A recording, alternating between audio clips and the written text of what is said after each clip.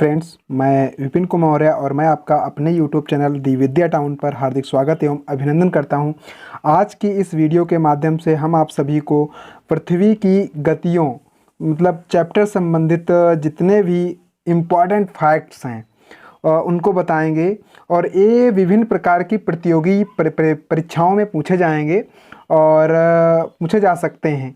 ठीक है, और कई बार पूछे भी जा चुके हैं, इसलिए आप इस वीडियो को पूरा देखें और अंत तक देखें। तो चलिए स्टार्ट करते हैं। सबसे पहला हमारा जो टॉपिक है वो है, ठीक है, सभी ग्रह। ठीक है, जो हमारा महत्वपूर्ण तथ्यों में से पहला टॉपिक है उसको पढ़ते हैं हम। सभी ग्रह पश्चिम से पूर्व, ये आपको ध्यान रखना है, पश्चिम से पूर्व, ये आपको ध्यान रखना है। सारे ग्रह हमारे जो हैं वो पश्चिम से पूर्व की ओर घूर्णन और परिक्रमण करते हैं। मतलब जो हमारे ग्रह हैं वो पश्चिम से पूर्व की तरफ जो है घूर्णन करते हैं, ये आपको ध्यान रखना है।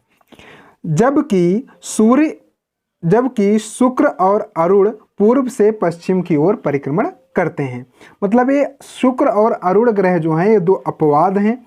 ये पूर्व से पश्चिम की ओर करते हैं। किधर करते हैं? पूर्व से पश्चिम की ओर, मतलब यानी कि उल्टा ऐसे। ठीक है, इस प्रकार से परिक्रमण करते हैं। और बाकी अन्य ग्रह जो हैं वो इधर से इस तरह से चक्कर लगाते हैं, ये आपको ध्यान रखना है। ये हमारा पहला पॉइंट था। पूछा जा सकता है कि कौन कौन से ग्रह है, ठीक है, कि पृथ्वी की परिक्रमा पश्चिम से पूर्व की ओर करते हैं या पूर्व से पश्चिम की ओर करते हैं, तो आपको बता देना है। अगर पूर्व से पश्चिम की ओर पूछेगा तो शुक्र और अरुण बता देना है, और अगर पश्चिम से पूर्व की ओर पूछता है तो आपको बता देना है अरुण और ठीक है, शुक्र को छोड़कर जितने भी ग्रह हमारे हैं वो पश्चिम से पूर्व की ओर घूर्णन करते हैं। यानी कि पृथ्वी, मंगल, ठीक है, इत्यादि जितने भी हमारे ग्रह हैं सारे। फिर अगला है हमारा ब्लू मून। ठीक है, ये कई बार पूछा जा चुका है पेपरों में। ब्लू मून क्या है? ठीक है, ब्लू मून क्या है? ठीक है, या ब्लू मून किसे कहते हैं? ठीक है, या ब्लू मून क्या है? ठीक है, नीचे 4 ऑप्शन दिए होंगे, उसमें से आपको बताना होगा। तो चलिए देख लेते हैं। एक कैलेंडर माह, ठीक है, एक कैलेंडर माह अंग्रेजी महीने में जब 2 पूर्णिमाएं हों तो दूसरी पूर्णिमा का चांद ब्लू मून कहलाता है। ये आपको ध्यान रखना है। मतलब एक कैलेंडर माह में, जब वही अंग्रेजी महीने का जो हमारा कैलेंडर होता है उसमें जब 2 पूर्णिमाएं हो जाएं तो जो दूसरी पूर्णिमा होती है उस पूर्णिमा के चांद को हम ब्लू मून के नाम से जानते हैं। ये आपको ध्यान रखना है, ब्लू मून के नाम से जानते हैं। ठीक है, उम्मीद करते हैं आपको समझ में आया होगा।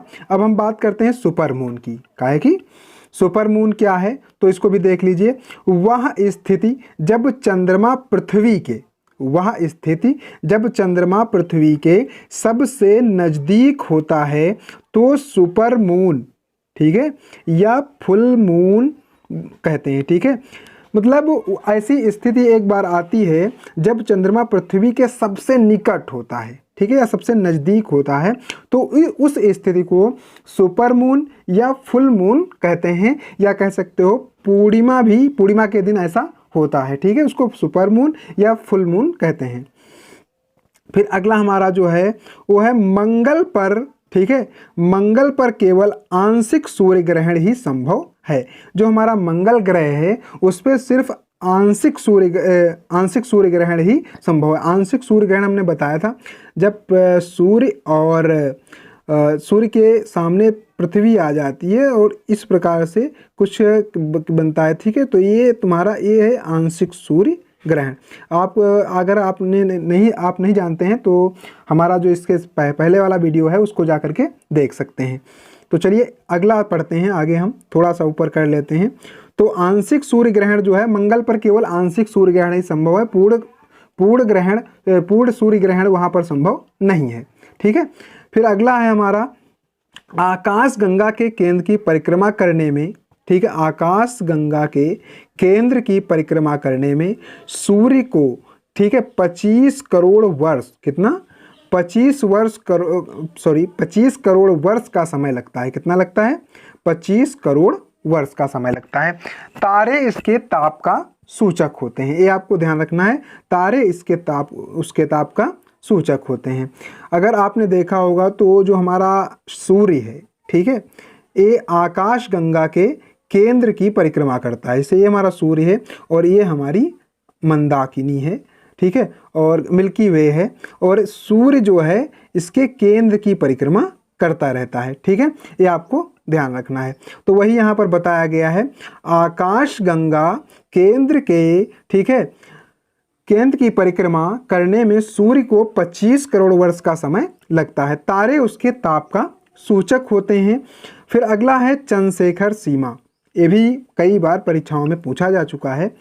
वह सीमा जिसके बाहर तारे आंतरिक मृत्यु से ग्रसित होते हैं, वह सीमा जिसके बाहर तारे आंतरिक मृत्यु से ग्रसित होते हैं चंद्रशेखर सीमा कहलाती है, ठीक है, इसको आपको ध्यान रखना है। मतलब एक ऐसी सीमा आती है जहां पर उस सीमा में जाने से तारों की जो है मृत्यु, मतलब तारे जो है मृत हो जाते हैं या विस्फोटित हो जाते हैं, तो उस सीमा को जो है चंद्रशेखर सीमा कहते हैं।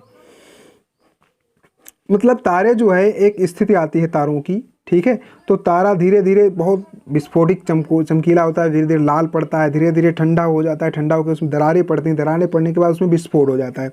तो जो विस्फोटिक स्थिति आती है उसे हम चंद्रशेखर सीमा के नाम से जानते हैं, ठीक है। अगला हमारा है, थोड़ा सा ऊपर हम कर लेते हैं, ठीक है।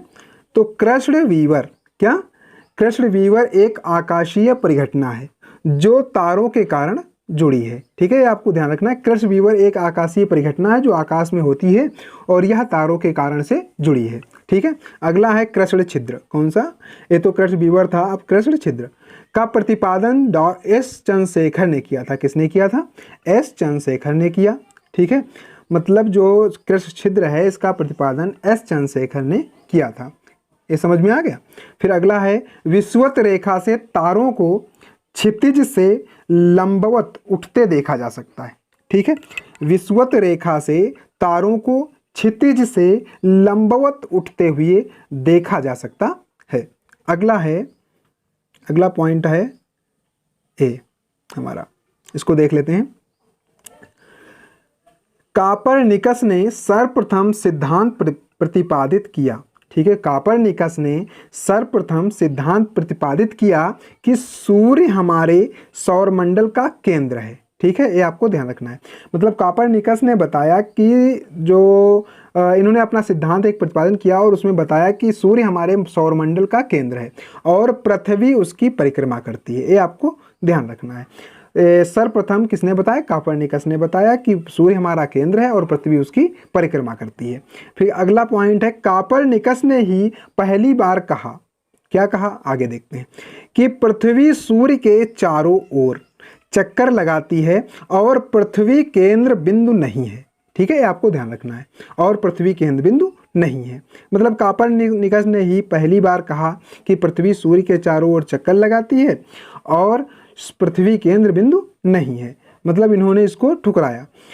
फिर अगला है बृहस्पति शनि मंगल, ठीक है, बृहस्पति शनि मंगल पर हाइड्रोजन, ठीक है, मतलब जो गैसें पाई जाती हैं उनको बता रहे हैं यहाँ पर। पहली गैस पाई जाती है हाइड्रोजन H2, हीलियम HE, ठीक है, मेथेन CH4 गैसें प्रमुख रूप से विद्यमान है, ये आपको ध्यान रखना। हाइड्रोजन गैस पाई जाती है, हीलियम पाई जाती है, मेथेन पाई जाती है, और ये गैसें जो है यहाँ पर मतलब बृहस्पति शनि मंगल और जो ग्रह हैं हमारे इनके ऊपर ये गैसें पाई जाती हैं, आपको ध्यान रखना है। सूर्य के केंद्र में उपस्थित, सूर्य के केंद्र में उपस्थित प्रमुख पदार्थ, ठीक है, मतलब सूर्य के केंद्र में उपस्थित प्रमुख पदार्थ गैस व प्लाज्मा है। कौन सा है? मतलब हमारा पूछा जा सकता है आपसे सूर्य के केंद्र में स्थित प्रमुख पदार्थ कौन से हैं, तो आप वहां पर बताएंगे गैस व प्लाज्मा। कौन सा? गैस व प्लाज्मा, ये आपको ध्यान रखना है। फिर आगे हम आते हैं, इसको देख लेते हैं, एक खगोलीय एकक, ये कई बार पेपर में पूछा जा चुका है, एक खगोलीय एकक क्या है, तो इसको समझ लेते हैं। पृथ्वी और सूर्य के बीच की दूरी, ठीक है, पृथ्वी और सूर्य के बीच की दूरी एक खगोलीय एकक या 1 एस्ट्रोनॉमिकल यूनिट कहलाती है, ठीक है, इसको आपको ध्यान रखना है। जो पृथ्वी और सूर्य के बीच की जो दूरी होती है उसको हम एक खगोलीय एकक कहते हैं। क्या कहते हैं? एकक। जैसे कि हमारा ये सूर्य है और ये पृथ्वी है, तो इसके बीच की जो दूरी है ये दूरी एक खगोलीय एकक कहलाएगी। ठीक है, और या इसको इंग्लिश में हम 1 एस्ट्रोनॉमिकल यूनिट भी कहते हैं। ठीक है, अगला हमारा जो पॉइंट है उसको देख लेते हैं।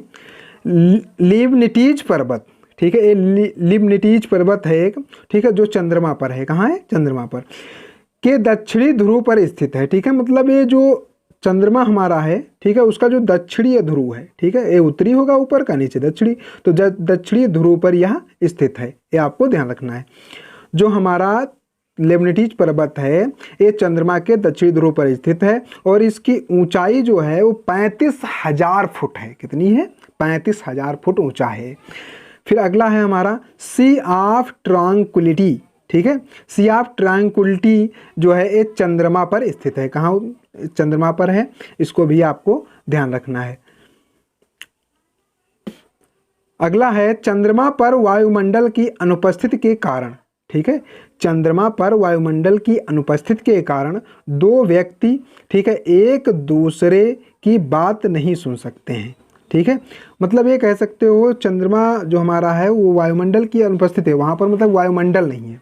तो अगर दो व्यक्ति एक दूसरे के साथ जाएं टहलने वहाँ पर या फिर वहाँ के परीक्षण करने जाएं तो वो एक दूसरे की बातें सुन नहीं पाएंगे, क्योंकि वहाँ पर वायु नहीं पाई जाती है, सीधी सी बात। तो ये क्वेश्चन कई बार पेपर में पूछा जा चुका है कि चंद्रमा पर कोई भी व्यक्ति एक दूसरे से बातचीत कर सकता है या नहीं कर सकता है, तो असंभव है, क्योंकि वहाँ पर वायुमंडल नहीं है। वायुमंडल नहीं होगा तो एक दूसरे की बातें सुनाई नहीं देंगी। ठीक है, चाहे जो हम बोलें।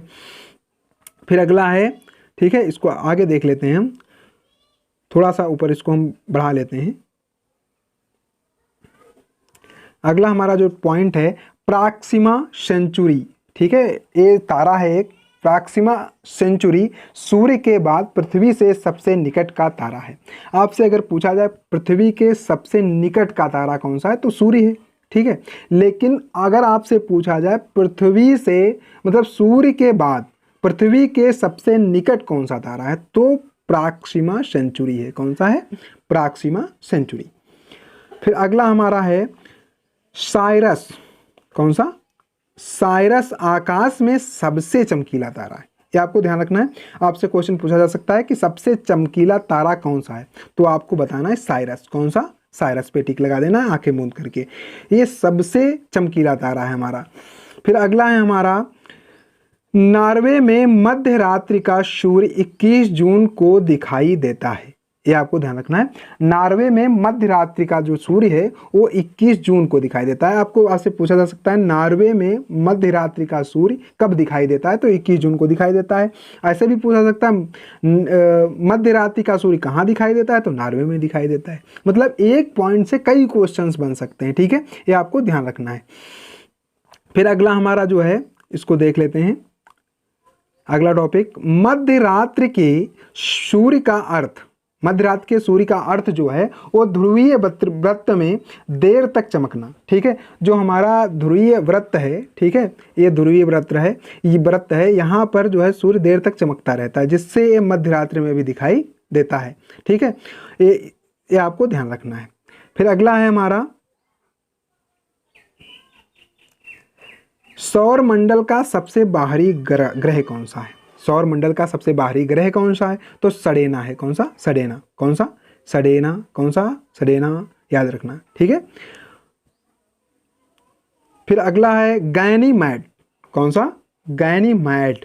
ठीक है, ये बृहस्पति, इसको बृहस्पति को हम गैनीमेड भी कहते हैं। ठीक है, सौर मंडल का सबसे बड़ा ग्रह है, ये आपको ध्यान रखना है। आपसे पूछा जा सकता है सौर मंडल का सबसे बड़ा ग्रह कौन सा है तो बृहस्पति। कौन सा? बृहस्पति है या गैनीमेड है। ठीक है, फिर अगला है बृहस्पति ग्रह को लघु और तंत्र भी कहते हैं, ये आपको ध्यान रखना है। बृहस्पति ग्रह को लघु भी कहते हैं और तंत्र भी कहते हैं, ये आपको ध्यान रखना है। लघु और तंत्र भी कहते हैं। फिर अगला है हमारा नासा, अमेरिकी अंतरिक्ष एजेंसी। ठीक है, जिसे हम नॉर्दर्न एंड साउदर्न एजेंसी भी कहते हैं। कि जूनो मिशन बृहस्पति ग्रह से संबंधित है। ठीक है, मतलब इसमें आपसे ये पूछा जा सकता है इस प्रकार से क्वेश्चन, नासा अमेरिकी अंतरिक्ष एजेंसी या नॉर्दर्न एंड साउदर्न एजेंसी किस ग्रह से संबंधित है, तो आप बता देंगे ठीक है बृहस्पति ग्रह से संबंधित है। आपको एक जो एजेंसी के जो जूनो मिशन है वो किससे संबंधित है पूछा जा सकता है, तो आप बता देंगे बृहस्पति ग्रह से। कैसे? बृहस्पति ग्रह से। ठीक है, फिर अगला आता है हमारा मैसेंजर सैटेलाइट। ठीक है, तो इसको पढ़ लेते हैं। मैसेंजर सैटेलाइट नासा द्वारा, किसके द्वारा? नासा द्वारा बुध ग्रह के अध्ययन के लिए लॉन्च किया गया उपग्रह था। ठीक है, ये जो मैसेंजर सैटेलाइट हमारा था, इसके ये जो नासा द्वारा एक जो है अध्ययन के लिए जो है उपग्रह भेजा गया था, इसीलिए जो है इसे मैसेंजर सैटेलाइट कहा जाता है। बुध ग्रह के परीक्षण के लिए इसको भेजा गया था, ये आपको ध्यान रखना है। फिर अगला है मार्स क्यूरोसिटी। यदि आपको मतलब जो है कोई पॉइंट समझ में नहीं आ रहा है तो आप इसको बैक करके देख सकते हैं, थोड़ा सा बैक कर लीजिए फिर देख लीजिए, नहीं समझ में आ रहा फिर से देखिए बैक करके, बार बार बैक करके देख सकते हैं आप। ठीक है, और यदि आपको हमारी वीडियो अच्छी लग रही हैं तो अपने दोस्तों में शेयर करते रहें अधिक से अधिक। चलिए अगला टॉपिक पढ़ते हैं, मार्स क्यूरोसिटी रोवर। ठीक है, मतलब ये क्या है? मार्स क्यूरोसिटी रोवर नासा द्वारा एक अंतरिक्ष यान, ठीक है, नासा द्वारा एक अंतरिक्ष यान छोड़ा गया जो मंगल ग्रह के गेल क्रेटर नामक स्थान पर जीवन की संभावना तथा उसके वातावरण के अध्ययन के लिए भेजा गया है। ठीक है, मतलब मंगल ग्रह के ऊपर जो जीवन संभव है या नहीं है, इसके परीक्षण के लिए नासा द्वारा एक अंतरिक्षयान भेजा गया। ठीक है, उसी को हम मार्स क्यूरोसिटी रोवर कहते हैं। क्या कहते हैं? मार्स क्यूरोसिटी रोवर कहते हैं। ये आपको ध्यान रखना है। अगला है निक्स ओलंपिया पर्वत। ठीक है, कौन सा? निक्स ओलंपिया पर्वत। तो ये निक्स ओलंपिया पर्वत जो हमारा है ये मंगल ग्रह पर स्थित है। किस पे स्थित है? मंगल ग्रह पर स्थित सबसे ऊंचा पर्वत है। मतलब निक्स ओलंपिया पर्वत मंगल ग्रह पर उपस्थित सबसे ऊंचा पर्वत है, ये आपको ध्यान रखना है। आपसे पूछा जा सकता है मंगल ग्रह पर सबसे ऊंचा पर्वत कौन सा है, तो आप वहां पर निक्स ओलंपिया पर्वत लगा सकते हैं। ठीक है, अगला है हीलियम पृथ्वी पर प्रचुर मात्रा में पाई जाती है। आपसे पूछा जाता है पृथ्वी पर कौन सा तत्व या पदार्थ उचित मात्रा में पाया जाता है, तो आप बता देंगे हीलियम। कौन सा? हीलियम। या आपसे पूछा जा सकता है कि पृथ्वी पर कौन सी गैस प्रचुर मात्रा में पाई जाती है, तो हीलियम गैस है। कौन सी? हीलियम। हीलियम पृथ्वी पर प्रचुर मात्रा में पाया जाता है।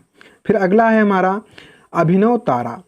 ठीक है, इसको आप देख लीजिए। ब्रह्मांड में विस्फोटी तारा, ठीक है, जो ब्रह्मांड में विस्फोटी तारे होते हैं वो अभिनव तारा कहलाते हैं। सुपरनोवा एक अभिनव तारे का उदाहरण है। ठीक है, सुपरनोवा क्या है, तो आप कह सकते हैं अभिनव तारा है। ठीक है, ये आपसे पूछा जा सकता है। अगला है, इसको देख लेते हैं, बिना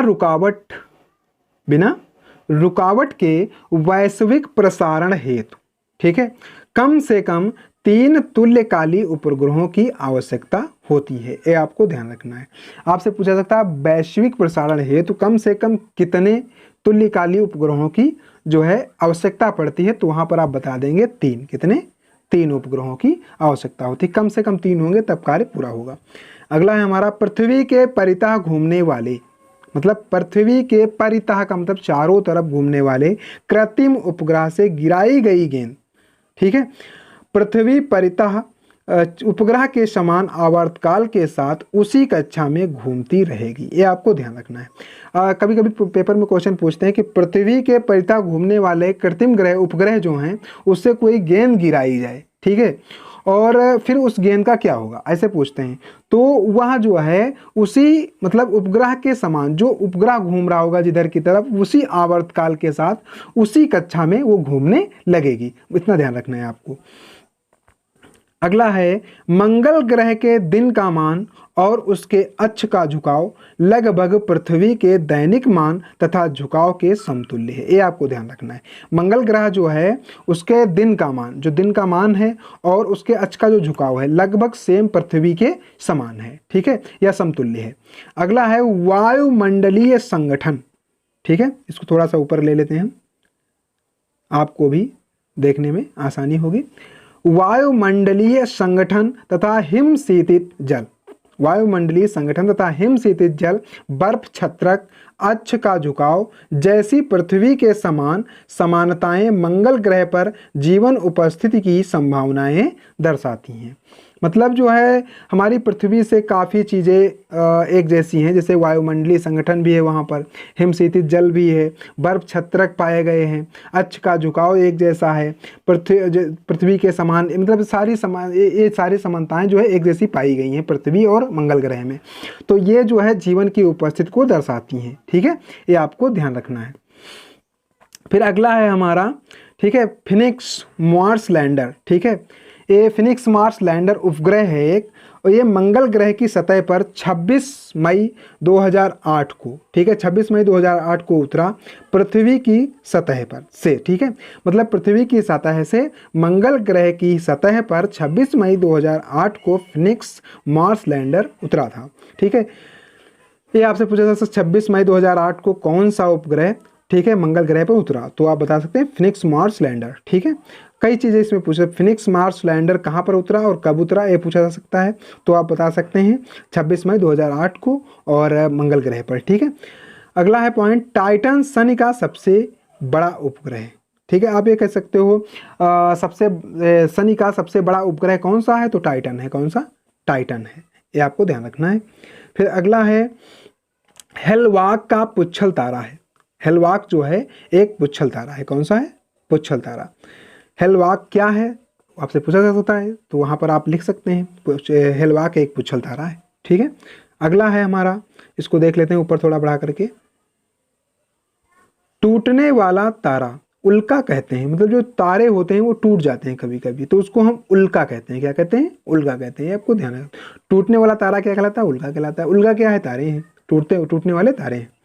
फिर अंतरिक्ष में 88 तारामंडल है, ये आपको ध्यान रखना है। अंतरिक्ष में कितने तारामंडल हैं, तो 88 तारामंडल है। कितने, 88। ये पेपर में पूछा जा सकता है। सूर्य के रासायनिक मिश्रण में हाइड्रोजन का 71% है। कितना है, 71%। सूर्य के रासायनिक मिश्रण में हाइड्रोजन का 71%, मतलब आपसे पूछा जा सकता है सूर्य में जो हाइड्रोजन है वो कितना परसेंट पाया जाता है, तो 71%। कितना, 71%।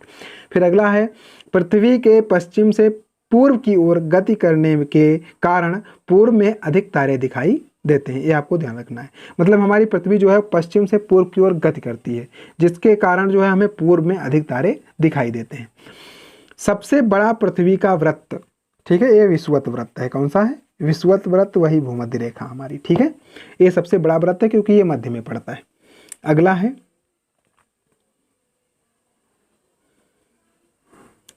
Leap year. अब इसको समझ लीजिए। ठीक है, लीप ईयर, इसको हिंदी में हम लौंद वर्ष भी कहते हैं। क्या कहते हैं, लौंद वर्ष। ये 366 दिन का होता है। देखो संभवतः अक्सर जो हमारे दिन रहते हैं साल में वो 365 दिन कहे जाते हैं, लेकिन वास्तव में 365 दिन 6 घंटा होता है। कितना होता है, 365 दिन, ठीक है, 6 घंटे। ठीक है, ये आपको ध्यान रखना है, इतना हमारा जो है समय होता है। और यही 6 घंटे जो हमारे आते हैं, ठीक है, इसको इस प्रकार से आप समझ सकते हो, 6 घंटे जो आते हैं, तो ये 6 4 जगह अगर रख करके, ठीक है, इसको 4 जगह अगर रखा जाए तो 6 चौक 24, मतलब एक दिन पूरा 24 घंटा बना देते हैं, पूरा एक दिन बना देते हैं। ठीक है, और यही 4 साल के बाद लीप ईयर के रूप में 366 दिन का साल हमारे सामने आता है। ठीक है, तो इसको पढ़ लेते हैं। लीप ईयर लौंद वर्ष 366 दिन का होता है। ठीक है, कितने दिन का होता है, 366 दिन का होता है। ठीक है, इसको थोड़ा सा और बैक कर लेते हैं।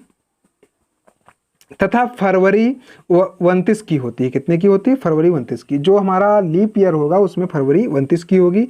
दिए गए वर्ष को 4 से विभाजित करने पर यदि पूरा विभाजित हो जाए तो वह वर्ष लौंद वर्ष कहलाता है। यदि पृथ्वी और सूर्य के बीच की दूरी कम कर दी जाए तो वर्ष की अवधि कम हो जाएगी। आपसे पूछा जा सकता है यदि सूर्य और पृथ्वी के बीच की दूरी कम कर दी जाए तो क्या होगा, तो हमारे जो वर्ष है इसकी अवधि कम हो जाएगी। ठीक है, 365 दिन का होता है, जितनी कम की जाएगी उतना कम हो जाएगा। फिर आगे है अगला, ये कई बार पूछा, कार्टोग्राफर। ठीक है, कार्टोग्राफर क्या है इस पूछते हैं और नीचे 4 ऑप्शन रहते हैं, देख लीजिए। कार्टोग्राफर, इसको हिंदी में हम मानचित्रकार कहते हैं। क्या कहते हैं? मानचित्रकार। कार्टोग्राफर उस व्यक्ति को कहते हैं जो वैज्ञानिक आधार पर मानचित्र बनाने का कार्य करता है। मतलब उस व्यक्ति को जो वैज्ञानिक आधार पर मानचित्र बनाता है उसको हम कार्टोग्राफर कहते हैं। ठीक है, कार्टोग्राफी मानचित्र बनाने की कला है, ये आपको ध्यान रखना है। कार्टोग्राफी जो है वो मानचित्र बनाने की कला है।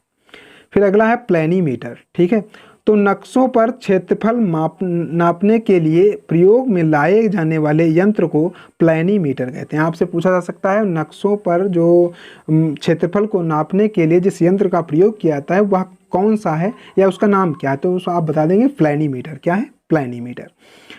और संभवतः जो है हमारा चैप्टर जो है आज समाप्त हो चुका है और ये थे कुछ इम्पॉर्टेंट फैक्ट्स जो किसी भी प्रतियोगी परीक्षा में आ सकते हैं और उसके लिए इम्पॉर्टेंट हैं।